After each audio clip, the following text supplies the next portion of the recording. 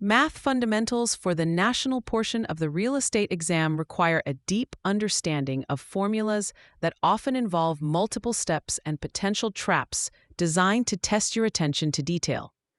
Commission calculations are the most frequent math questions you will encounter, and while the standard formula is the sales price multiplied by the commission rate, the exam often asks for the net amount a seller receives after the commission is paid. To solve for the sales price when you only know the desired net and the commission rate, you must divide the net amount by 100% minus the commission percentage.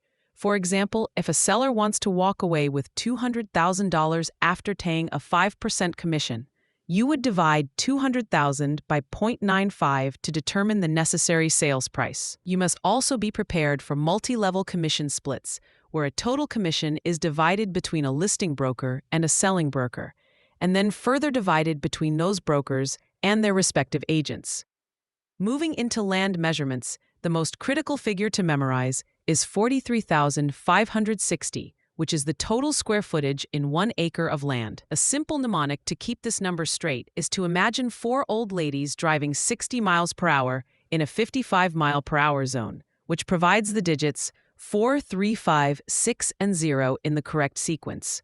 When calculating area, you multiply the length by the width to get the square footage, and then divide by 43,560 to convert that into acreage. Be careful when the exam provides measurements in different units or asks for the frontage of a lot, because the frontage is always the first number in the dimensions provided.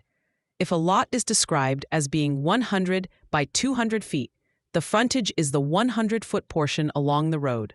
Loan-to-value ratio, or LTV, is another core concept, and it represents the percentage of the property value that a lender is willing to finance. The major exam trap here is that the lender will always use the lower of the sales price or the appraised value for the calculation to ensure they are not over-leveraged. If a house sells for $300,000 but appraises for $290,000, any calculation for the loan amount or down payment must be based on the $290,000 figure. Related to loans are discount points, which are a form of prepaid interest, where 1 point always equals 1% of the loan amount and never the sales price. If a buyer is obtaining a $200,000 loan and paying 2 points, they will owe $4,000 at closing. Investment property valuation often relies on the capitalization rate, which determines value based on the net operating income. Using the income equals rate times value formula, you can find the property value by dividing the net operating income by the cap rate.